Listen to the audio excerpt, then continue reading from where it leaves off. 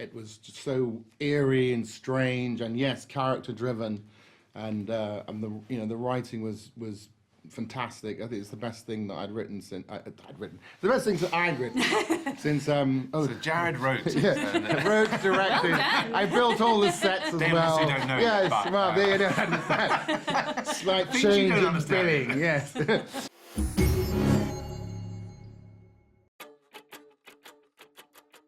So Jared, your character is, he definitely has a crutch on alcohol, but I think it's the smartest crutch you can have because he feels like the one character that really understands really what the stakes are for these men and getting them out of this frozen tundra. Yeah, he and Ian Hart's character, Blanky, they have experience of being in this world. You know, one of the themes of the whole series is the hubris of, the idea of the imperialism idea that they could go out and sort of conquer the whole planet, the whole world.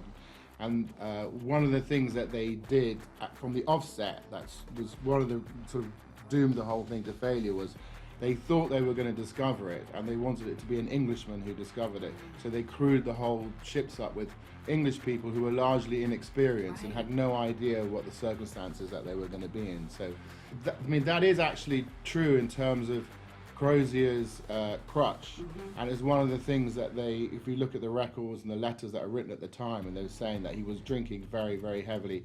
He'd also had his heart broken very badly, and some letters have been sent as, Irish people who drink a lot are known to have a certain level of despondency, so they've never met a more despondent, more depressed Irishman ever in their life, Then we've got your character, Tobias, you had come off of a character from Outlander of playing this kind of ultimate in control military man with Blackjack Randall, and now you come to a character who has a little bit of a hubris, but then quickly, as things start to go downhill, you start to see what he's prepared for and what he's not prepared for in this situation. How is it playing a character that, kind of gets to have that great facade in the beginning and then kind of devolve? Yeah, I mean, in a way, I'm a sort of mirror image of the Crozier character. We sort of start at opposite ends. Yeah. He's a naval hero. He's a product of that sort of early Victorian. He's also has gained all the fruits of the Navy compared to someone like Crozier, who's been overlooked. I've had huge sort of advancements, and so yeah, we are inclined to dislike each other at the start of the story.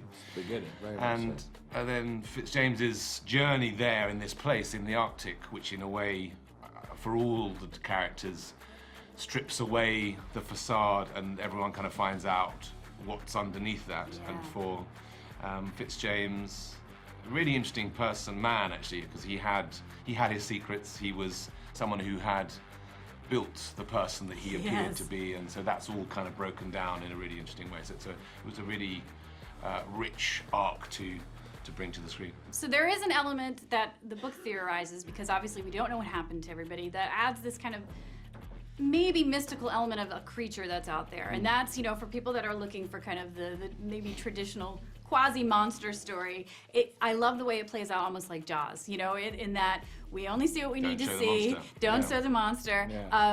And what is the monster? And what is the well? monster, exactly? Is it figments of imagination? Is it making something bigger than it really is? Tell me a little bit about how that plays out as the story goes on. That was a conversation that we had amongst us as well as the obviously the characters themselves start to ask that question. And what was ended up, and we go through all these different iterations of what one might say, but what was most interesting was to honor the Inuit culture about it, and that is you're not even supposed to say the name of it. Right. And we aren't supposed to know about it because it's such a sacred thing and it's so dangerous. So they wouldn't really have shared anything with us. So when we get towards the end of the story and we're still grappling with it, there's a sense of accepting that there are these questions that we haven't yet answered and we may never understand, And I think that's about the clash of cultures as well, about the imperialism, clashing with this culture and thinking with the arrogance of thinking that we knew better than they did about how to explain the world and how to live there. Yeah. Because I think the creature within the sort of structure of the narrative, it carries a lot more than just being a beast who's preying on us. It definitely speaks to this Justice. Victorian society coming to a place they don't understand, Yeah. and they're not interested in understanding. The clash of cultures about colonialism, all those themes are kind of wrapped up in that sort of emblematic, and obviously, then we also become, you know, beasts. Yes, so who you we devolve, become exactly, in that place. yeah. And so the idea of the other and the creature, Who is the I monster? think, is quite wide. There's you know, several thematically. monsters Yeah. on the show. It's Absolutely. not. And I mean, certainly David and Sue would talk about it in terms of very sympathetic terms, you know, and that it was really, it's our fault.